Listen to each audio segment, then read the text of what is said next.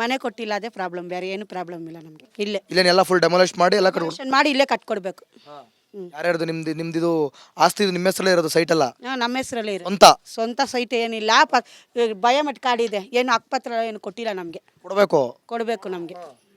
ಎಷ್ಟು ವರ್ಷದಿಂದ ಇದ್ದೀರಿ ಇಲ್ಲೇ? ನಾವಾ 40 ವರ್ಷದಿಂದ ಇದ್ವಿ. 40 ವರ್ಷದಿಂದ ಇದ್ದೀರಿ ಅಂದ್ಮೇಲೆ ಮತ್ತೆ ಹಕ್ಕುಪತ್ರ ಕೊಡಬೇಕು. ಕೊಟ್ಟಿಲ್ವಲ್ಲ, ಕೇಳಿಲ್ವೇ? ಕೇಳ್ತಾ ಇದ್ದೀವಿ. ಏನಂತ ಕೇಳಿದ್ರೆ? ಇವಾಗ ನನ್ನ ಮಗಳಿಗೂ ಮದುವೆ ಮಾಡ್ಬಿಟ್ರೆ ಅವ್ಳು ಬಂದು ಅವ್ರ ಮಗ ನಾಳೆ ಕೇಳ್ತಾನೆ ಕೊಡು ಅಂತ, ಅವಾಗವರೆಗೂ ಕೊಡಲ್ಲ ಅವರು.